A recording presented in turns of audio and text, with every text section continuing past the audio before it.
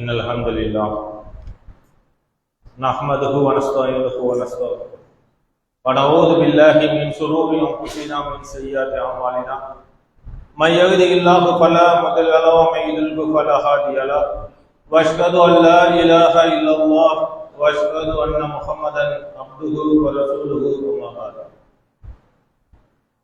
يا أيها الناس اتقوا ربكم الذي خلقكم من نفس واحدة وخلق منها زوجها وبث منهما رجالا كثيرا ونساء واتقوا الله الذي تساءلون به والأرحام إن الله كان عليكم رقيبا يا أيها الذين آمنوا اتقوا الله وقولوا قولا سديدا يصلح لكم أعمالكم ويغفر لكم ذنوبكم ومن يطع الله ورسوله فقد فاز فوزا عظيما إن أصدق الحديث كتاب الله وأحسن الهدي هدي محمد وشر الأمور محدثاتها وكل محدثة بدعة كل بدعة ضلالة وكل ضلالة في النار. ஏக இறைவனை புகழ்ந்து எனது இந்த ஜும்மா உரையை ஆரம்பம் செய்கிறேன். அண்ணல் நபியே அழகிய முன்மாதிரி என்ற செயல் திட்டத்தின் கீழ் ஒவ்வொரு மாதமும் நபிகள் நாயகம் ஸல்லல்லாஹு அலைஹி வஸல்லம் அவர்கள் எப்படி இந்த உலகத்தில் வாழ்ந்து காட்டினார்கள் என்ற செய்தியை நாம் மக்களுக்கு எடுத்து சொல்லி வருகிறோம். ஏன்னா அப்படி ஒரு காலகட்டத்தில் நம்ம இருந்து கொண்டிருக்கோம். எல்லாமே அல்லாஹ் செய்யணும்னு சொன்னாலும் முக்கியமா இப்ப சொல்ல வேண்டிய நேரம் இருக்கிறது என்று சொன்னா இந்த தேர்தல் காலத்துல தேர்தல் நேரத்துல நம்ம பல வீடியோக்களையும் பல செய்திகளையும் நம்ம கேட்டிருப்போம், கேள்விப்பட்டிருப்போம், பார்த்திருப்போம். அந்த அளவுக்கு இந்த இஸ்லாமிய சமுதாயம் அல்லாஹும் அல்லாஹ்வுடைய தூதரை பற்றியும் அறிந்து வைத்திருக்க வேண்டும், அறிய வேண்டும், அதன் வழி நடக்க வேண்டும் என்பதுதான் அதனுடைய நோக்கம். அப்ப அந்த வகையில நபிகள் நாயகம் ஸல்லல்லாஹு அலைஹி வஸல்லம் அவர்களுடைய இறுதி பேருரை என்ற தலைப்பு இந்த மாதம் முழுவதும் தேர்வு செய்யப்பட்டிருக்கிறது. அப்ப இந்த இறுதி பேருரையில நபிகள் நாயகம் ஸல்லல்லாஹு அலைஹி வஸல்லம் தன்னுடைய 23 ஆண்டு காலம் எதையெல்லாம் தன்னுடைய வாழ்க்கையாக நடைமுறை காட்டினார்களோ அதை சுருக்கமாக சொல்லிதான் என்ன செஞ்சாங்க, நபிகள் நாயகம் ஸல்லல்லாஹு அலைஹி வஸல்லம் அந்த உரை நிகழ்த்தினார்கள். அந்த உரையை கேட்ட நபி தோழர்கள் அதன்படி நடந்தார்கள் என்பதை நாம் பார்க்க முடிகிறது. இன்னைக்கு என்ன செய்தியை பார்க்க இருக்கிறோம்னு சொன்னா, அந்த நபி தோழர்கள் எப்படி அந்த செய்தியை கேட்ட நபி தோழர்கள் எப்படி தன்னுடைய வாழ்க்கையை அமைத்துக் கொண்டார்கள் என்பதை நாம் இன்றைய செய்தியில பார்க்க இருக்கிறோம். நபிகள் நாயகம் ஸல்லல்லாஹு அலைஹி வஸல்லம் காலத்தில் பல வகையான தியாகங்களை தான் அந்த சஹாபாக்கள் செய்தார்கள். நபிகள் நாயகம் ஸல்லல்லாஹு அலைஹி வஸல்லம் அவர்களும் பல தியாகங்கள் செய்தார்கள். அந்த நபி தோழர்களும் என்ன செஞ்சாங்க, பல தியாகங்கள் செஞ்சாங்க, உயிர் தியாகம் செஞ்சாங்க. போர்க்களம் சொன்னா முன்ன நின்று வந்தாங்க, உயிரே போகும் தெரியும், கை கால் ஊனமாகும் தெரியும், இருந்தாலும் என்ன செஞ்சாங்க, வந்து நின்றாங்க. நின்று என்ன செஞ்சாங்க, இஸ்லாத்திற்காக போராடினார்கள். அந்த வகையில் நபிகள் நாயகம் ஸல்லல்லாஹு அலைஹி வஸல்லம் காலத்திற்கு பிறகு எத்தனையோ யுத்தங்களை கண்டாங்கல்ல, பத்ர், உஹது, ஹந்தக், இப்படி பல யுத்தங்களை கண்டதற்கு பிறகு நபிகள் நாயகம் ஸல்லல்லாஹு அலைஹி வஸல்லம் வஃபாத்துக்கு பிறகு அந்த கலிஃபாக்களுடைய ஆட்சிகள், நபிகள் நாயகம் ஸல்லல்லாஹு அலைஹி வஸல்லம் அவர்களுக்கு பிறகு அபூபக்கர் ரலியல்லாஹு அன்ஹு ஒரு ஆட்சி, அதற்கு பிறகு உமர் ரலியல்லாஹு அன்ஹு ஆட்சி. இந்த உமர் ரலியல்லாஹு அன்ஹு ஆட்சி காலத்தில் ஒரு சம்பவம் நடக்கிறது. என்ன சம்பவம் சொன்னா, இப்படி ஒரு சபையை உமர் ரலியல்லாஹு கூட்டுறாங்க. இப்படி ஒரு சபையை உமர் ரலியல்லாஹு கூட்டுறாங்க. கூட்டிட்டு அவங்கள்ட்ட ஒரு கேள்வியை முன்வைக்கிறாங்க. என்ன கேள்வி சொன்னா, என்னிடத்திலே ஒரு புகார் வந்திருக்கிறது. உமர் ரலியல்லாஹு சொல்றாங்க, என்னிடத்திலே ஒரு புகார் வந்திருக்கிறது. அந்த புகாருக்கு விளக்கமாக நீங்கள் யாராவது கேள்விப்பட்டிருந்தால், நபிகள் நாயகம் ஸல்லல்லாஹு அலைஹி வஸல்லம் செயல் அங்கீகாரம் இருந்தால் என்னிடம் சொல்லுங்கள், அதை நான் நடைமுறைப்படுத்த வேண்டும் என்பதற்காக உமர் ரலியல்லாஹு செய்றாங்க, சபையை கூட்டுறாங்க. என்கிட்ட ஒரு புகார் வந்திருக்குங்கிறாங்க. என்ன புகார் அப்படின்னு சொன்னா, ஒரு வீட்டில் ஒரு பெண்மணி கர்ப்பமாக இருக்கிறார். கர்ப்பமாக இருக்கக்கூடிய பெண்மணி வீட்டுல சண்டை சச்சரவு ஏற்படுது, பிரச்சனை ஏற்படுது. இப்படி பிரச்சனை ஏற்படும் போது அந்த பெண்மணியுடைய வயிற்றிலே அடிபட்டு விடுகிறது. எப்படி அடிபட்டுருச்சு? வயிற்றுல அடிபட்டதன் காரணமாக அந்த பெண்மணி குறப்பிரசவத்தில் குழந்தை ஈன்று விடுகிறார். உயிரோட இல்லை, இறந்து குறப்பிரசவம். இப்போ இந்த செயலை செய்தவருக்கு, அந்த பெண்ணை அடித்தவருக்கு, பெண்ணை தாக்கியவருக்கு என்ன தண்டனை கொடுக்க வேண்டும்? கொலைன்னு சொன்னா கொலைக்கான தண்டனை அல்லாஹ் சொல்றான், கொலைக்கு கொலை. இது உயிரோட இருந்திருந்தா, உயிரோட பிறந்து இறந்திருந்தா நினைச்சுக்கலாம், கொலைன்னு எடுத்து குழந்தை பிறந்ததுக்கு அப்புறம் கொண்டு இருந்தா கொலைன்னு வந்துடும். இது வயிற்றுல இருக்கு, அரசிசுவால இருக்குது, அதுல கர்ப்பத்துல இருந்து வெளியே வந்துருச்சு. இப்ப இதுக்கு என்ன தண்டனை கொடுக்கணும் அப்படின்னு சொல்லி உமர் ரலியல்லாஹு அன்ஹு கேட்கிறாங்க. இதுக்கு யாராவது நபிகள் நாயகம் ஸல்லல்லாஹு அலைஹி வஸல்லம் காலத்தில் இப்படி ஏதாவது சம்பவம் நடந்து இதுக்கு நபிகள் நாயகம் ஸல்லல்லாஹு அலைஹி வஸல்லம் அவர்கள் ஏதாவது தண்டனை கொடுத்திருக்கிறார்களா என்பதை அறிந்து கொள்வதற்காக சபையை கூட்டுறாங்க. நம்மள என்ன செஞ்சிடலாம், நம்மளாம் இஷ்டத்துக்கு சட்டம் சொல்றாங்க, இஷ்டத்துக்கு என்ன செய்றாங்க, தான் வாய்க்கு வந்ததெல்லாம் விட்டு அடிக்கிறாங்கல்ல. அப்ப உமர் ரலியல்லாஹு அன்ஹு நினைச்சிருக்காங்க, நம்ம இஷ்டத்துக்கு எந்த தண்டனையும் கொடுத்து விடக் கூடாது, அல்லாஹ்வுடைய தூதர் என்ன சொன்னார்கள் என்பதை அறிந்து கொள்ள வேண்டும் என்பதற்காக சபையை கூட்டுறாங்க. கூட்டினவங்க அதுல முகீராங்கிற நபித்தோழர் இருந்திருக்கிறார். அவர் எந்திரி சொல்றார், அமீருல் முஃமினீனே, இந்த மாதிரி சம்பவம் நபிகள் நாயகம் ஸல்லல்லாஹு அலைஹி வஸல்லம் காலத்தில் ஒன்று நடந்தது.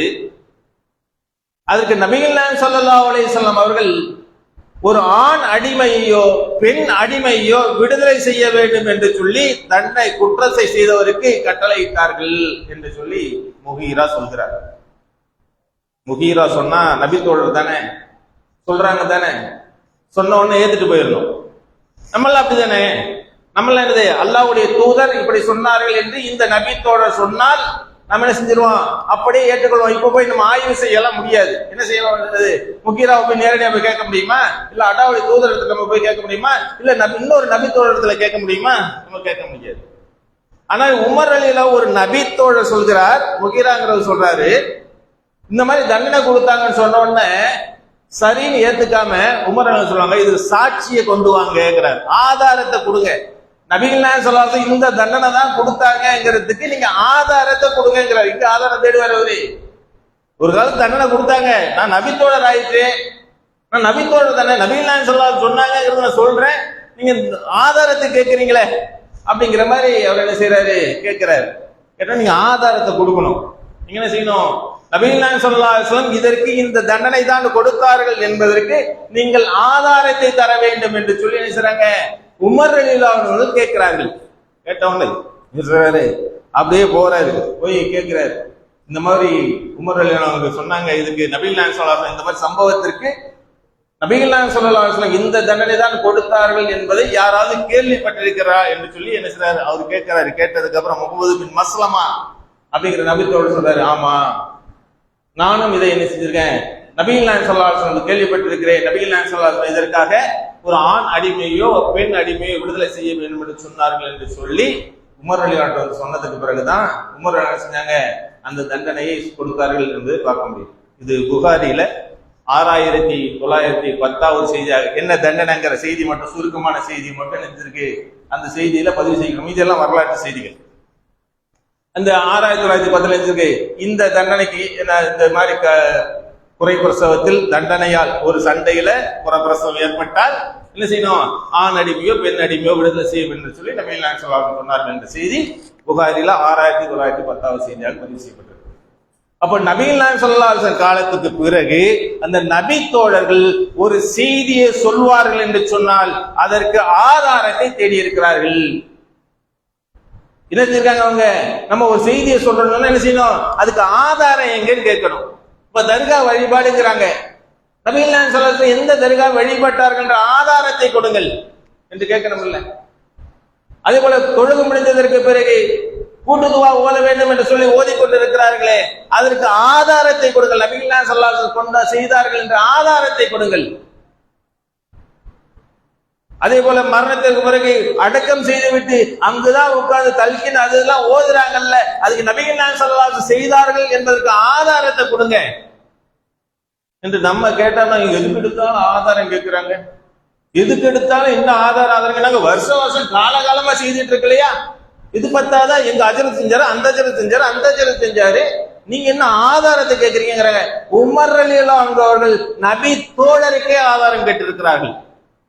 நபி தோழர் சொன்னதுக்கு நீ இன்னொரு ஆதாரத்தை கொண்டு வா, இன்னொரு என்ன செய்யணும், நீங்க என்ன செய்யணும், ஆதாரத்தை கொண்டு வாருங்கள் என்று சொல்லி கேட்டிருக்கிறார்கள் என்பதை பார்க்க முடியும். அப்ப எதுவாக இருந்தாலும் நபி நாயகம் ஸல்லல்லாஹு அலைஹி வஸல்லம் காலத்தில் அந்த நபி தோழர்கள் எல்லாம் ஆதாரம் இல்லாமல் செயலை நடைமுறைப்படுத்த மாட்டாங்க. நபி நாயகம் சொல்லுவாங்களா, சொன்னாங்களா என்று செய்வாங்க, அவங்க அதை ஆய்வு செய்வார்கள் என்பதை பார்க்க முடியுது. அதே போல இதே போல ஒரு சின்ன ஒரு சபையில பள்ளியில அப்படியே மக்கள் சபை கூடுவாங்கல்ல, அப்படியே சபை இப்படி கூடி உட்கார்ந்துட்டு இருக்கிறாங்க.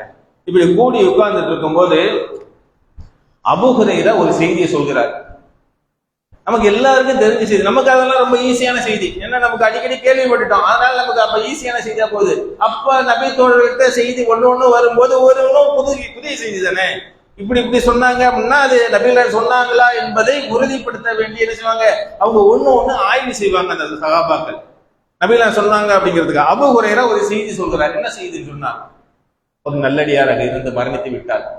மரணித்தவரை என்ன செய்யணும், குளிப்பாட்டி கஃனிட்டு அடக்கம் செய்து விட்டு வருவரை இருந்தொழுது அடக்கம் செய்து விட்டு வருவதால் அவருக்கு என்ன செய்யும், நன்மை 2 கீராத்து நன்மை உண்டு சொல்லி நபிகள் நாயகம் ஸல்லல்லாஹு அலைஹி வஸல்லம் சொன்னார்கள் என்று சொல்லி அபூ ஹுரைரா சொல்கிறார் அப்படின்னு சொல்லி அந்த சபையில உட்கார்ந்து அபூ ஹுரைரா எல்லாம் பார்த்தாங்க. இவர் என்ன செய்றாங்க, 2 கீராத்து நன்மை உண்டுங்கிறாங்க.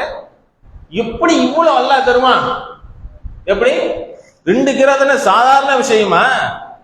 பெரிய உஹது மலை அளவுக்கு உள்ள நன்மையே, ஒரு கீராத்து உஹது மலை அளவுக்கு உள்ள நன்மையே எப்படி ஒரு ஜனாசாவை பின்பற்றது வந்து அவ்வளவு நன்மை அல்லாஹ் தருவானா என்று சொல்லி அப்துல்லா இப்னு உமர் அவங்க எல்லாம் என்ன செய்றாங்க, கேட்கிறாங்க, என்ன இவ்வளவு சொல்றாங்க அப்படின்னு ஒண்ணு. ஆமா, அல்லாஹ்வுடைய தூதர் இப்படி சொன்னாங்க, அல்லாஹ்வுடைய தூதர் இப்படிதான் சொன்னாங்க என்று சொல்லி அபூ ஹுரைரா சொல்கிறார். சொன்னா சரி ஏத்துட்டு போயிடலாம்ல. யார் சொல்றது? அபூ ஹுரைரா தானே சொல்றாரு, சரி ஏத்துட்டு போயிடலாம். ஆனா அவங்க என்ன செய்றாங்கன்னா, அப்துல்லா இப்னு உமர் சொல்றாங்க, சொல்றாரு இதற்கு நம்ம ஆதாரத்தை தேடுவோம், சொன்னாங்களா என்பதை உறுதிப்படுத்திக் கொள்வோம் என்பதற்காக என்ன செய்றாங்கன்னா, நீங்க போய் ஒரு சபையில இருந்த நபி தோழர் கூப்பிட்டு நீங்க போய் ஆயிஷா ரலியல்லாஹு அன்ஹா போய் கேளுங்கள், நபிகள் நாயகம் ஸல்லல்லாஹு அலைஹி வஸல்லம் அவர்கள் இப்படி சொன்னார்களா என்று சொல்லி நீங்கள் ஆயிஷா ரலியல்லாஹு அன்ஹா கேட்டு வாருங்கள் என்று சொல்லி அனுப்பி விடுறாங்க. அனுப்பி விட்டுட்டு சும்மா இருக்கலாம்ல, வந்து பதில் சொல்றது வரை என்ன செய்யணும், வந்து ஆமாவா இல்லையா என்று சொல்றது வரை சும்மா இருக்கணும். இவர் என்ன செய்யறாருன்னு சொன்னா, அங்க இருக்கிற கூழாங்கற்களை பொறுக்குகிறார். எதுக்கு? அபூ ஹுரைராவை அடிக்கிறதுக்கு. எதுக்கு பொறுக்கிறாரு? ஆயிஷா பொறுக்கி அந்த நேரத்தில் பொறுக்கி கல்லை தேடிட்டு இருக்க முடியாது, கல்லுக்கு எல்லாம் கூழாங்கல் இருந்த இதுதான், இருந்தாலும் அடிக்கிற அளவுக்கு கல்ல வேணும் இல்ல, அது என்ன செய்யணும், பொறுக்கிறாரு. பொறுக்கிட்டு இவரு இல்லன்னு தான் சொல்லுவாங்க, வந்து என்ன செய்வாங்க, இல்லன்னு சொல்லுவாங்க. இவர் ஒரு வழி பார்த்துடும், அல்லாஹ்வுடைய தூதர் கல்ல பொய் சொல்றாரா என்று என்ன செய்யணும், பொறுக்கிறாரு, கல்ல பொறுக்கி வச்சுக்கிட்டு இருக்காரு. அப்போ ஆயிஷா போயிட்டு அவர் வராரு, வந்து சொல்றாரு, ஆமா நபிகள் நாயகம் ஸல்லல்லாஹு அலைஹி வஸல்லம் காலத்தில் நபிகள் நாயகம் ஸல்லல்லாஹு அலைஹி வஸல்லம் அவர்கள் இந்த ஜனாசாவை பின்தொடர்ந்து சென்று, நல்லடியாராக இருந்து ஜனாசாவை பின்தொடர்ந்து சென்று அடக்கம் செய்துவிட்டு வரும் வரை இருந்தா 2 கீராத் நன்மை உண்டு என்று சொல்லி நபிகள் நாயகம் ஸல்லல்லாஹு அலைஹி வஸல்லம் சொன்னார்கள் என்று சொல்லி அவர் வந்து உண்மைதான் அப்படின்னு சொன்னதுக்கு பிறகுதான் அந்த கல்லை தானே பார்த்து தூக்கி போடுறாரு கல்லை. அப்போ எந்த செய்தியாக இருந்தாலும் அது என்ன செஞ்சாங்க, அவர்கள் ஆய்வு செய்தார்கள். நபிகள் ஸல்லல்லாஹு சொன்னார்களா என்பதை என்ன செஞ்சாங்க, அவர்கள் ஒவ்வொருத்தரும் ஒவ்வொரு நபித்தோடு சொன்னா கூட என்ன செஞ்சாங்க, திரும்பி திரும்பி திரும்பி என்ன செஞ்சாங்க, ஆய்வு செய்து பார்த்தார்கள் என்பதை பார்க்க முடியும். வேற இன்னொருத்தவங்க சாட்சி வர மாட்டாங்களா, இன்னொருத்தவங்க இதுக்கு சொல்ல மாட்டாங்களா என்று சொல்லி நினைச்சாங்க பார்த்தார்கள் என்பதை பார்க்கலாம். அதே போல நமக்கு எல்லாருக்கும் செய்த செய்தி தான். உமர் ரலியல்லாஹு இடத்துல என்ன செய்வாங்க, ஒருத்தர் வருவாரு, வந்து என்ன செய்வாரு, வீட்டுக்கு வந்தவர் 3 தடவை சலாம் சொல்லுவாரு. 3 தடவை சலாம் சொல்லிட்டு அவர் மட்டும் போயிடுவாரு. ஏன் நீங்க ஏன் போனீங்க என்று சொல்லி கேட்கும் போது, நபிகள் நாயகம் ஸல்லல்லாஹு அலைஹி வஸல்லம் இப்படித்தான் சொன்னாங்க என்று சொல்லி அவர் சொன்ன உடனே அப்படியா அப்படின்னு சொல்லிட்டு என்ன செய்வாரு அவரு, அப்படியான்னு சொல்லிட்டு சரி நீங்க நபித்தோடு தான் நபிகள் நாயகத்தை கேட்டிருப்பீங்க, அதனால நினைச்சீங்க உண்மைதான் சொல்லி முறை ஒத்துக்கிட்டாங்களா, என்ன செஞ்சாங்க, இதுக்கு ஆதாரத்தை கொடுங்கன்னு சொன்னாங்க.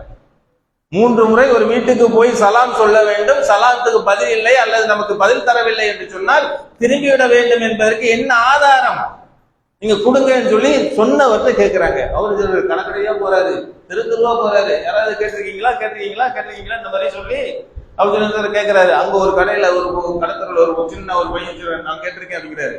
இருந்தாலும் நான் சின்ன பையனா இருக்கனே அப்படிங்கிறேன். சின்ன பையனா அது வாங்க, என் உயிர் வேணும் இல்ல, இல்லாட்டி உமரை விட்டுருவாரா என்ன, உமரை நினைச்சுவாங்க, அவங்களே சொல்லுவாங்க, உமரை உன்னை குத்திடுவேன், முதுகுலையும் வயிற்றுல நினைச்சிருவேன், நீ மட்டும் ஆதாரத்தை கொண்டு வரணும்னா முதுகுலையும் வயிற்றுல குத்துன்னு குத்திடுவேன். இன்னொரு இடத்துல சொல்லுவாங்க, நாளைக்கு இவரை பார்க்க முடியாது, இவர் மட்டும் இது கொண்டு வரலன்னு சொன்னா, ஆதாரத்தை கொண்டு வரலன்னு சொன்னா இவரை இங்க பார்க்க முடியாது, என்ன அர்த்தம், க்ளோஸ் பண்ணிடுவோம்னு அர்த்தம். அப்ப அந்த அளவுக்கு நபிகள் நாயகம் சொன்னார்களா என்பது செய்தியை அறிந்து கொள்ள என்பதற்காக அவங்க நினைச்சாங்க, நபி தோழர்கள் நினைச்சிருக்காங்க, ஒவ்வொருத்தரும் ஒவ்வொரு விஷயத்தை அவ்வளவு நுணுக்கமாக பார்த்தாங்க. நமக்கு இன்னைக்கு சர்வசாதாரணமா எடுத்துக்கிறாங்க. இதுக்கெல்லாம் என்ன காரணம் தெரியுமா, இதுக்கெல்லாம் ஏன் இப்படி செஞ்சாங்க, அல்லாஹ் தன் திருமுறையில சொல்லி காமிக்கிறான். 25வது அத்தியாயத்திலே அல்லாஹ் என்ன செஞ்சான், ஃபுர்கான்ங்கிற அத்தியாயத்துல சொல்லி காமிக்கிறான். மூமின்களுடைய தன்மையை பற்றி அல்லாஹ் சொல்கிறான். வல்லதீன இதா திக்ரு பி ஆயாத்தி ரப்பிஹிம் லம் யஃபுரு அலைஹா சும்மௌமியானா. அல்லாஹ்வுடைய வேதத்தை பற்றி அவரிடத்திலே அல்லாஹ்வுடைய வேதத்தை பற்றி அவர்கிட்ட யாருக்கா போய் சொல்லணும்னு சொன்னா அவர்கள் குருடர்களாக செவிடர்களாக விழுந்து விட மாட்டார்கள். தான் அல்லாஹ் சொல்லியிருக்கான், அல்லாஹ்வுடைய தூதருக்கு சொல்லியிருக்கிறாங்க என்று ஒரு விஷயத்தை சொன்னோம்னு சொன்னா அவங்க என்ன செய்ய மாட்டாங்க, ஆமா சொல்லி என்ன செஞ்சுருவாங்க, குருடர்களாக செவிடர்களாக விடமாட்டார்கள் என்று அல்லாஹ் சொல்கிறான். இந்த காரணத்திற்காக அல்லாஹ் இப்படி சொல்லிட்டானே, நம்ம எதையும் இவங்க சொல்லிட்டாங்க அவங்க சொல்லிட்டாங்க அப்படியே எதிர்த்து போயிடக்கூடாது, அது ஆதாரம் இருக்கிறதா என்பதை செய்யணும். ஒவ்வொரு விஷயத்தையும் ஆய்வு செய்யக்கூடியவர்களாக இருந்தார்கள் என்பதை பார்க்க முடியுது. சொல்ல பாருங்க, சர்வ சாதாரணமா என்ன செய்றாங்க, நாங்க சஹாபாக்களை பின்பற்றுகிறோம், நாங்க நினைச்சிரோம் அவங்களை பின்பற்றுறோம், நாங்க நினைச்சிரோம் இமாம்களை பின்பற்றுறோம், நாங்க சாஃபி இமாம் ஹனஃபி இமாமை பின்பற்றுறோம், நாங்கெல்லாம் சாஃபிகள் நாங்கெல்லாம் ஹனஃபிகள் என்று சொல்லக்கூடிய எவ்வளவு பேர் இருக்கிறாங்க, எவ்வளவு முஸ்லிம்கள் இருக்கிறார்கள். அப்ப இதெல்லாம் நபிகள் நாயகம் ஸல்லல்லாஹு அலைஹி வஸல்லம் காலத்தோடு ஒத்து போகிறதா? நபிகள் நாயகம் ஸல்லல்லாஹு அலைஹி வஸல்லம் காலத்தில் இருந்த பின் வந்த சஹாபாக்கள் எப்படி நடந்து கொண்டார்கள், இப்போ உள்ள நம் மக்கள் எப்படி நடந்து கொள்கிறார்கள் என்பதை நாம் என்ன செய்யணும், ஒவ்வொருத்தரும் சிந்தித்து பார்க்க கடமைப்பட்டிருக்கோம். மார்க்கம் என்று சொன்னால் அல்லாஹும் அல்லாஹ்வுடைய தூதரும் என்ன செய்யணும், அதற்கு வழிகாட்டி இருக்க வேண்டும் என்பதை நாம் பார்க்க முடியுது. அதே போல இந்த ஒரு சம்பவத்தை பாருங்க. ஆயிஷா ரலியல்லாஹு அவர்கள் நபிகள் நாயகம் ஸல்லல்லாஹு அலைஹி வஸல்லம் அவர்கள் ஒரு முறை வீட்டில் இருக்கும்போது சொல்றாங்க, ஆயிஷாவே நாளை மறுமையில சில பேர் அல்லாஹ் அப்படியே லேசா கேள்வி கேட்டு சொர்க்கத்துக்கு அனுப்பிடுவான். லேசா என்ன செய்வான், சில பேர் நமக்கு தெரிஞ்சதுல சில பேர் என்ன செய்வான், ரகசியமா கேட்பான். நிறைய இருந்துச்சுருவான் பயான்கள்ல யூடியூப்ல இதுமெல்லாம் கேட்கும்போது அல்ல என்ன செய்வான், நம்ம எல்லாம் ரகசியமா கேள்வி கேட்டு சின்ன சின்ன கேள்வி கேட்டு அவங்களாம் சொர்க்கத்துக்கு போகக்கூடிய கூட்டத்தில் நம்மளும் ஆக்கி வைக்கணும். அல்ல சும்மா துருவிலாம் நம்ம கேட்கக்கூடாது. சும்மா லேசான கேள்வி கேட்டோம்னு சொன்னா என்ன செய்யலாம், ஈஸியா சொர்க்கத்துக்கு போகணும், அல்ல நம்மளெல்லாம் ஆக்கி வைக்கணும் நம்ம செய்வோம், நம்ம நினைச்சுக்கிட்டு தான் இருக்கிறோம். அதே போல ஆயிஷா நபிகள் நாயகம் சொல்றாங்க, சில பேர் அல்ல நிச்சயமா லேசா கேள்வி கேட்டு அப்படியே சொர்க்கத்துக்கு அனுப்பி விட்டுருவான் அப்படிங்கிறாங்க. அப்போ நபிகள் நாயகம் சொன்னா அப்படியே ஆமா சொல்லிட்டு ஆயிஷா எடுத்துக்கலாம்ல, யார் சொல்றது, யாரு, அல்லாஹ்வுடைய தூதர் சொல்றாங்க. சில பேர் அப்படியே லேசா கேள்வி கேட்டு சொர்க்கத்துக்கு போயிடுவாங்கன்னு சொல்லி என்ன செய்றாங்க, அல்லாஹ்வுடைய தூதர் சொல்றாங்க. சொன்னா என்ன செஞ்சு ஆயிஷா ஆமா ஆமா என்ன செய்றாங்க, லேசா கேள்வி கேட்டு உண்மைதான் நான் நினைக்கிறேன் எல்லாத்தையும் சொல்றேன்னு சொல்லியிருக்கலாம். ஆனா ஆயிஷா என்ன செய்றாங்கன்னா, அவங்க எந்த அளவுக்கு குர்ஆனில் ஞானம் உள்ளவராக இருந்தார்கள் சொன்னால், நீங்க என்ன இப்படி லேசா அல்ல கேள்வி கேட்பாங்கிறீங்க, அல்லாஹ் குர்ஆன்ல என்ன செய்யறான்? ஒருவரை துருவி துருவி கேள்வி கேட்போம், அவரை நரகத்துக்கு அனுப்புவோம் என்று சொல்கிறான். நீங்க என்ன லேசா கேள்வி கேட்போம் சொர்க்கத்துக்கு போயிடுவாங்கிறீங்களே? அல்லாஹ் துருவி துருவி கேள்வி கேட்கிறான், நீங்க லேசா கேள்வி கேட்கறீங்களேன்னு சொல்லி நபிகள் நாயகம் ஸல்லல்லாஹு அலைஹி வஸல்லம் ஆயிஷா என்ன செய்யறாங்க? குறுக்கிட்டு கேட்கிறாங்க அப்படின்னு சொல்றாங்க. நபிகள் நாயகம் சொல்றாங்க, ஆமா உண்மைதான். யாருக்கு துருவி துருவி யாரை நீ சம்பாதித்தேன்னா ஒவ்வொரு காலையும் துருவி துருவி அல்லாஹ் கேள்வி கேட்கிறானோ அப்பயே நினைச்சுக்க வேண்டியதான், அல்லாஹ் நம்ம இப்ப துருவி துருவி கேட்கிறான், இது கண்டிப்பா நம்மளால சொர்க்கம் போக முடியாது, நரகத்துக்கு தான் போறாரு சொல்லிச்சுவான். அவரே உணர்ந்து கொள்ளும் அளவுக்கு தான் அந்த கேள்விகள் இருக்கும். யாரை லேசா கேள்வி கேட்கிறோம் அவங்க சொர்க்கத்துக்கு போயிடுவாங்க என்று சொல்லி நபிகள். அப்படியா? ரெண்டு வகையா கேள்வி இருக்கா? ரெண்டு வகையான கேள்வி இருக்கிறதா? லேசான கேள்வி ஒண்ணு, துருவி துருவி கேள்வி. இப்படி துருவி துருவி கேள்வி கேட்கறது தான் அல்லாஹ் சொல்கிறானே தவிர லேசாக கேள்வி கேட்பது என்ன செய்யுது? சொர்க்கத்துக்குரியவங்க என்ன செய்வாங்க? அவங்க கேட்பாங்க என்று சொல்லி என்ன செய்றாங்க சொல்வதை நம்ம பார்க்க முடியும். அப்போ நபிகள் நாயகம் ஸல்லல்லாஹு அலைஹி வஸல்லம் காலத்துக்கு கூட நபிகள் நாயகம் ஸல்லல்லாஹு அலைஹி வஸல்லம் குர்ஆனுக்கு ஏதாவது மாற்றமாகி விடுமோ அல்லது மாற்றமாக சொல்கிறார்கள் என்றெல்லாம் நினைச்சிருக்காங்க. அந்த சஹாபிய பெண்மணி கூட அதை தெளிவுபடுத்திக் கொள்ளக்கூடியவராக இருந்தாங்க, அதை தெளிவுபடுத்திக் கொள்ளக்கூடியவர்களாக இருந்தார்கள் என்பதை பார்க்கலாம். அதே போல நபிகள் நாயகம் ஸல்லல்லாஹு அப்துல்லா இப்னு மஸ்ஊதுங்கிற நபித்தோழர், என்ன செய்யறாங்கன்னா பெண்களை சபித்துக் கொண்டே இருக்கிறார். அப்துல்லா இப்னு மஸ்ஊத் என்ன செய்யறாரு? பெண்களை சபிக்கிறார். எப்படிப்பட்ட பெண்களை சபிக்கிறார்? எல்லா பெண்களையும் இல்ல, ஒட்டுமுடி வைக்கிற பெண்களையும், புருவத்தை மழித்துக் கொள்கிற பெண்களையும், பல்லை அழகுக்காக தீட்டிக்கிற பெண்களையும் அல்லாஹ் சபிப்பானாக. ஒட்டுமுடி வைக்கிற பெண்களை, புருவத்தை மழைக்கிற பெண்களை, பல்லை அழகுக்காக தீட்டிக் கொள்கிற பெண்களை அல்லாஹ் சபிப்பானாக என்று சொல்றாங்க. அப்துல்லா இப்னு மஸ்ஊத் சொல்றாங்க. இப்படி கேள்விப்பட்ட உம்மு யாக்கூப்ங்கிற பெண்மணி அவங்க என்ன செய்றாங்கன்னு சொன்னா இவங்களுக்கு வராங்க. நீங்க என்ன எப்ப பார்த்தாலும் பெண்கள் சபித்துக் கொண்டே இருக்கிறீர்கள், நீங்க என்ன செய்றீங்க? எப்ப பார்த்தாலும் பெண்கள் சபிக்கிறீங்களே அப்படின்னு சொல்லி சொல்றாங்க. கேட்கிறாங்க. கேட்டுட்டு சொல்றாங்க, நான் பெண்கள் எல்லா பெண்களையும் சபிக்கலமா, இந்த மாதிரி செயல் செய்கிற பெண்களை தான் நான் சபிக்கிறேன் என்று சொல்லி செயல்களை சொல்றாங்க. அப்படியா? ஏன் சொன்னா அவங்க சொல்றாங்க, இப்படித்தான் அல்லாஹ் சொல்லி இருக்கிறான், இப்படித்தான் அல்லாஹ் சொல்லி இருக்கிறான் என்று சொல்லி என்ன செய்றாங்க? அப்துல்லா இப்னு மஸ்ஊத் சொல்றாங்க. அப்போ உம்மு யாக்கூப்ங்கிற அல்லாஹ் சொல்றானா? எந்த அளவுக்கு இருந்திருக்காங்க பாருங்க. அல்லாஹ் சொல்றானா? நான் குர்ஆன்ல இங்க இருந்து அந்த கடைசி வரை படிச்சுட்டேன், இந்த அட்டையில இருந்து அந்த அட்டை வரை படிச்சுட்டேன், அல்லாஹ் எங்கேயுமே சொல்லலையே. இப்படி ஒட்டுமுடி வைக்கிற பெண்களை, புருவத்தை மழைக்கிற பெண்களை, பல்ல தீட்டிக்கிற பெண்களை அல்லாஹ் எங்கேயுமே சபிக்கலையே குர்ஆன்ல, நீங்க என்ன இப்படி சொல்றீங்க என்று சொல்லி செய்றாங்க. அவங்க கேட்கிறாங்க. அப்போ அப்துல்லா இப்னு மஸ்ஊத் சொல்றாங்க, டைரக்டா இல்லமா, அது என்னது டைரக்டா இப்படி இல்ல. எப்படி இருக்கு தெரியுமா? ஒமா ஆத்தாக்கும் ரசூல் ஃபஹுதுஹு ஒமா நஹாக்கும் அன்ஹு ஃபன்தஹு.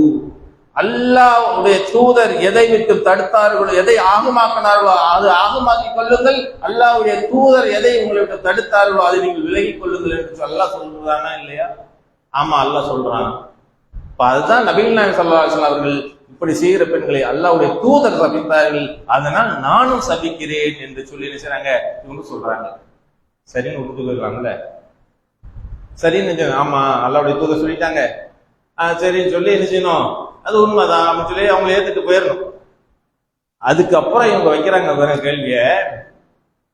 என்ன சொல்றாங்கன்னு சொன்னா, உம்மு யாக்கூப்ங்கிற பெண்மணி, நீங்க சபிச்சுக்கிட்டு இருக்கீங்க, உங்க பொண்டாட்டி என்ன செய்யறாங்க? ஒட்டுமுடி வச்சுக்கிட்டு இருக்கிறாங்களே.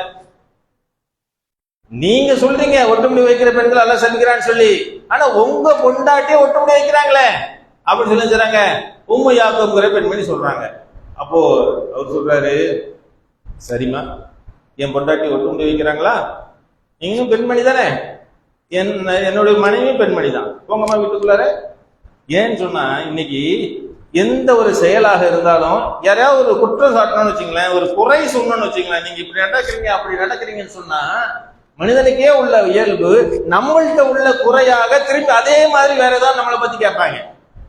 நம்ம ஒருத்தவங்க பத்தி ஒரு குறை சொன்னோம்னு சொன்னா என்ன செய்யணும்? அது குறை இருந்தா சரி தெரிஞ்சுக்கிறோம் அப்படின்னு சொல்லிட்டு போகாம நம்மளை குறை சொல்லிட்டோம், இவன்கிட்ட ஏதாவது குறை இருக்கான்னு கண்டுபிடிக்கணும், இவனை குறை சொல்லணும். நம்மளை குறை சொல்லிட்டாங்கல்ல, இது மனிதனுக்கே உள்ள இயல்பு. அதாவது ஒருத்தர் குறை சொல்லி குற்றம் சொல்லி ஏதாவது சொல்லிட்டாங்கன்னா அது அப்படியே என்ன செய்வாங்க? நம்மளை நோக்கி திரும்பக்கூடியவர்களாக மனிதர்கள் இருப்பார்கள். அந்த வகையில தான் அந்த பெண்மணி செய்றாங்க, திரும்பி அவருடைய மனைவி மீது குற்றச்சாட்டு வைக்கிறாங்க. என்ன நினைச்சீங்க, நீங்க போய் பாருங்க அப்படின்னு சொல்லி நினைச்சாங்க, அனுப்பி விடுறாங்க. அனுப்பி விட்டு அவருக்கு அவங்க போய் பார்த்துட்டு வர்றாங்க. இல்ல ஒட்டு முடி இல்ல, உண்மையான முடிதான், உங்க மனைவிக்கு இருக்கிறது என்னது உண்மையான முடிதான் அப்படின்னு சொன்னதுக்கு அப்புறம் சொன்னாங்க, ஒருவேளை என் மனைவி ஒட்டுமுடி வைத்திருந்தால், என் மனை ஒட்டுமுடி வைத்திருந்தால் நான் குடும்ப வாழ்க்கையிலிருந்து திறந்திருப்பேன், இருந்து விலகி இருப்பேன் அப்படிங்கிறாங்க. இப்ப எந்த அளவுக்கு நபிகள் நாயகம் ஸல்லல்லாஹு அலைஹி காலத்தில் அந்த நபி தோழர்கள் நபிகள் நாயகம் ஸல்லல்லாஹு அலைஹி அவர்கள் சொல்லுக்கும் செயலாக்கும் நினைச்சிருக்காங்க, அடிபணிந்து சென்றிருக்கார்கள், அதை அப்படியே பின்பற்றி இருக்கிறார்கள் என்பதை பார்க்கலாம். நம்ம எந்த அளவுக்கு நம்மளுடைய செயல்பாடுகள் எல்லாம் நபிகள் நாயகம் ஸல்லல்லாஹு அலைஹி இப்படி சொன்னாங்க, இப்படி செஞ்சாங்க, இந்த செயல்ல சொன்னா நம்ம எந்த அளவுக்கு கட்டுப்பட்டு நடக்கிறோம், செயல்படுத்துகிறோம், ஒவ்வொரு காரியத்தையும் எப்படி செயல்படுத்துறோம் என்பதை நினைச்சணும் ஒவ்வொருத்தரும் சிந்தித்து பார்க்கணும். அல்லாஹ் தன் திருமறை என்ன செய்யறான், தொழுகையை அவ்வளவு வலியுறுத்தான். ஒவ்வொரு தொழுகை என்ன செய்யறான், அவ்வளவு வலியுறுத்த சொல்றான். நாளை மறுமையில் நமக்கு யாருக்காவது தெரியாம இருக்குமா, நாளை மறுமையில முதல் கேள்வி எது, இன்னும் அவ்வளமா யுகா சாப்பிட்டு யோமல் கியாமா அஸ்ஸலா, நாளை மறுமையின் முதல் கேள்வி எது, தொழுகையை பற்றி தான் என்று சொல்லி நபிகள் நாயகம் சொல்லிருக்காங்க சொல்லி நம்ம கேள்விப்படுறோம். ஆனா நம்மளுடைய செயல்பாடுகள் இது ஒத்து இருக்கிறதா, தொழுகைக்கு சரியாக வருகிறோமா, ஆனா தெரிந்து வைத்திருக்கிறோம், செயல்பாடு இல்லை. செயல்பாடுல என்ன செய்யணும், கொண்டு வரணும், ஒவ்வொருத்தரும் கொண்டு வந்தா இந்த ஜும்மா மாதிரியே ஒவ்வொரு வக்தும் நிறையணும். ஒவ்வொரு வக்து தொழுகை எப்படி நிறையணும், இந்த ஜும்மாவுக்கு எவ்வளவு கூட்டம் இருக்கிறதோ அதே போல ஒவ்வொரு வக்து தொழுகைக்கும் கூட்டம் இருக்கணும். இருக்குதா, அசருக்கு இருக்காத, 10 பேர் 20 பேர் தான் நிற்போம். ஒருவேளை ஒரு சில பேருக்கு வர முடியாம இருந்தாலும் அவருக்கு முக்காவாசியாவது இருக்கலாம்ல, 2வது தொழுதுக்கணும் அப்புறம் தொழுதுக்கணும், அந்த வேலை இருக்கு இந்த வேலை இருக்கலாம். ஆனா முக்காவாசி இருக்கணும்ல, ஒரு காவாசி குறைஞ்சாலும். ஆனா எப்படி இருக்குது, நடைமுறையில் இல்ல. நபிகள் நாயகம் ஸல்லல்லாஹு அலைஹி சொல்லியும் செயலையும் கேட்டு இருக்கிறோம், ஆனா நம் நடைமுறையில இல்ல. திருமணத்தை இப்படித்தான் செய்ய வேண்டும் என்ற எளிமையான திருமணம் தான் நபி வழி திருமணம் என்று கேள்விப்பட்டிருக்கிறோம், நடைமுறைப்படுத்துகிறோமா என்று சொன்னா நடைமுறையில இல்ல. வரதட்சணை வாங்குற திருமணத்தில் செல்லக்கூடாது சொல்கிறோம், கேள்விப்படுறோம், எல்லா செய்தி நம் காதுக்கு வருகிறது, ஆனா நடைமுறையில் இல்ல. அப்ப நபிகள் நாயகம் ஸல்லல்லாஹு அலைஹி இதை தான் சொன்னார்கள், இதை தான் செய்தார்கள் என்று சொன்னதற்கு பிறகும் நம்ம என்ன செய்யறோம், நம்மளுடைய செயல்பாடுகள் இல்லை என்று சொன்னால் நாம் எப்படிப்பட்டவர்கள் என்பதை நாம் ஒவ்வொருவரும் சிந்தித்து பார்க்க கடமைப்பட்டிருக்கிறோம். அதனால் நம்முடைய வாழ்க்கையில் நம்முடைய செயல்பாடுகள் அனைத்தும் நபிகள் நாயகம் ஸல்லல்லாஹு அலைஹி வஸல்லம் எதை காட்டி தந்தார்களோ, எப்படி நடந்தார்களோ அதன்படி நடக்கக்கூடியவர்கள் மாற வேண்டும். அப்படிப்பட்ட மக்களாக அல்லாஹ் உங்களை மன்னியாக்கக்கூடிய முதல்வரை விட்டு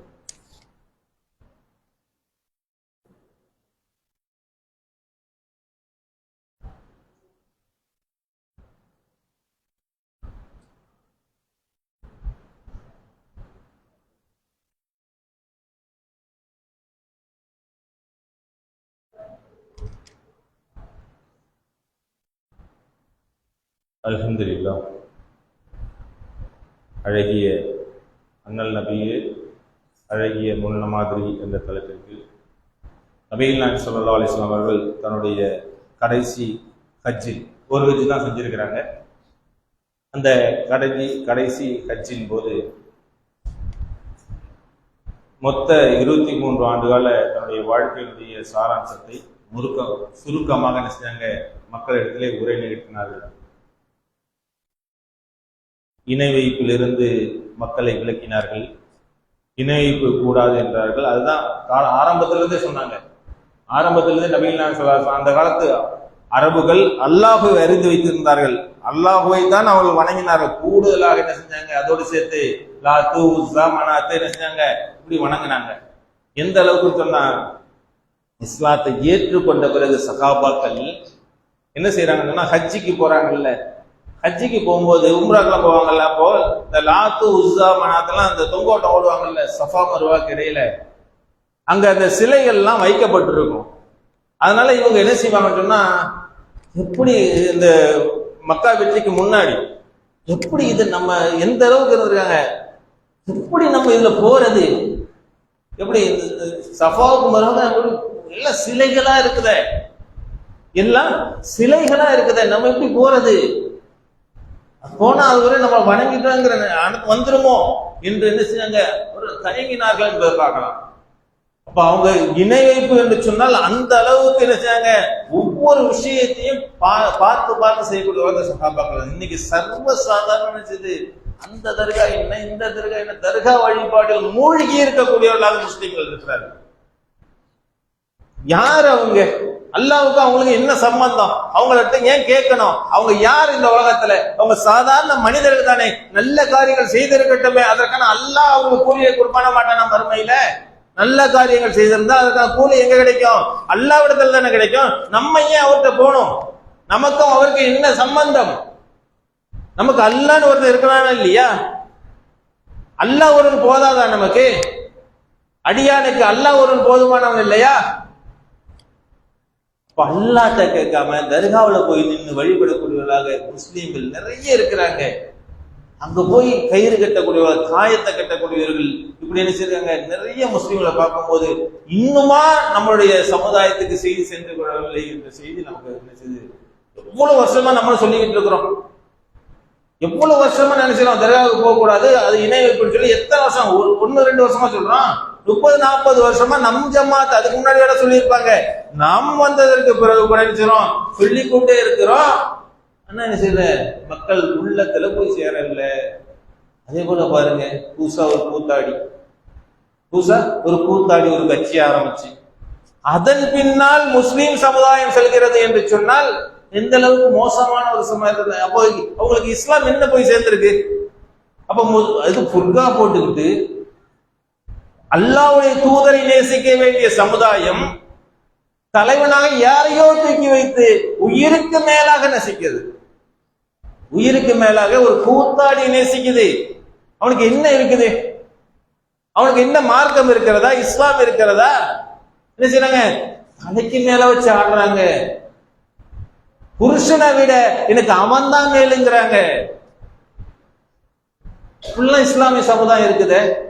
இப்ப நம்மளுடைய செய்தி இன்னும் எந்த அளவுக்கு போய் சேர வேண்டிய நிலையில் இருக்கிறோம்.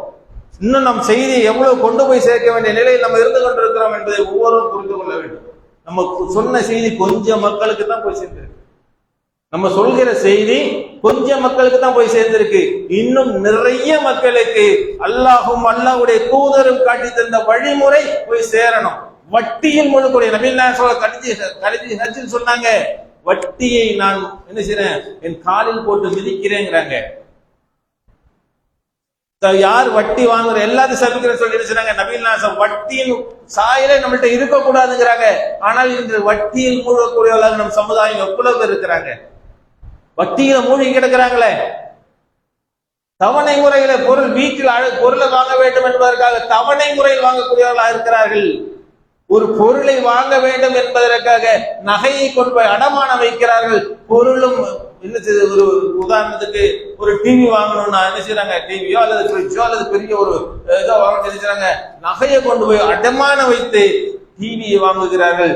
டிவி வாங்கி இந்த அடமானம் வைத்த பொருள் அந்த நகையை மீட்க முடியல, இந்த பொருளுக்கும் அந்த வேல்யூ இல்லாம போகுது. நீங்க எவ்வளவு கொடுத்து வாங்குறீங்க? 30,000 40,000 கொடுத்து ஒரு டிவி வாங்குறீங்கன்னா நீங்க அந்த வாங்கிறீங்கன்னு சொன்னா என்ன இல்ல, வேல்யூ இல்லாம போயிடுச்சு. 30,000 திரும்பி விற்க முடியுமா அந்த டிவிய? உங்க இந்த டிவியும் போச்சு, அதுக்கான வட்டியில மொழி நகையும் போகுதா இல்லையா? இப்படி ஒவ்வொரு பொருளும் எத்தனை வட்டியில என்ன செய்யறாங்க? பொருளை வாங்கக்கூடியவர்களாக இருக்கிறார்கள். வீட்டை அலங்கரித்துக் கொள்ள வேண்டும், நம்ம பெரிய ஆளா காமிச்சுக்கணும், வீட்டுக்கு வந்து இதெல்லாம் இருக்கா, வீட்டுல அதெல்லாம் இருக்கா அதெல்லாம் இருக்கா என்று சொல்ல வேண்டும் என்பதற்காக, பக்கத்து வீட்டுக்காரர்கள் நம்ம மெச்சிக்கொள்ள வேண்டும் என்பதற்காக அடமானத்திற்காக இது தவணை முறையில பொருட்களை வாங்கி வட்டியில் விழக்கூடியவர்களாக நம் சமுதாயம் இருந்து கொண்டிருக்கிறது. இதையெல்லாம் பார்த்துதான் நம்ம என்ன செஞ்சோம்? இந்த மாதம் முழுவதும் கடைசி நபிகள் நாயகம் ஸல்லல்லாஹு அலைஹி வஸல்லம் அவருடைய அந்த கடைசி உரை ஹஜ்ஜத்துல் விதா என்று சொல்லக்கூடிய அந்த உரையினுடைய சாராம்சத்தை மக்களுக்கு எடுத்துச் சொல்ல வேண்டும் என்பது குறிக்கோளாக கொண்டுள்ளோம். அதை செஞ்சிருக்கோம். இன்ஷா அல்லாஹ் நாம் இன்னும் நிறைய மக்களிடத்தில் செய்தி செல்ல வேண்டியது இருக்கிறது. அதுக்கு என்ன செய்யணும்? அனைவரும் என்ன செய்யணும்? நம்மால் என்ற ஏதாவது ஒரு வகையில தாவா பயிர் செய்யணும். மக்கள்கிட்ட நம்மளா என்ற செய்தியை நம்ம சொல்லணும். அதாவது தூதர் சொன்னாங்களே, ஒரு செய்தி கிடைத்தாலும் நீங்கள் அடுத்தவங்க சொல்லிருங்க. அதெல்லாம் கடைசியில சொன்னாங்க, என்னிடம் ஒரு செய்தி கேள்விப்பட்டா நீங்க செஞ்சிருங்க, சொல்லிருங்க. உங்களை விட நீங்கள் கேள்விப்பட இன்னும் என்ன செய்யலாம், அது இன்னும் ஆய்வு செஞ்சு சரியான முறையில் அவங்க பின்பற்ற முடியும் கூடுவார்கள் என்று சொல்லிச்சாங்க. நபிகள் நாயகம் சொன்னாங்களா இல்லையா? அப்ப அது மாதிரி நம்மளுடைய கடமை என்ன? சொல்ல வேண்டியது நம்மளுடைய கடமை. ஹிதாயத்தை கொடுக்க வேண்டியது அல்லாஹ் புறத்தில் இருக்கிறது. அல்லாஹ் நம் முஸ்லிம் சமுதாயத்துக்கு ஹிதாயத்தை வழங்கக்கூடியவனாக இருக்கிறான். அனைவருக்காகவும் நீ செய்யணும், பிரார்த்தனை செய்யக்கூடிய மக்களாக மாற வேண்டும் என்று மக்களாக அல்லாஹ் உதவி கொடுத்துக் கொள்கிறேன்.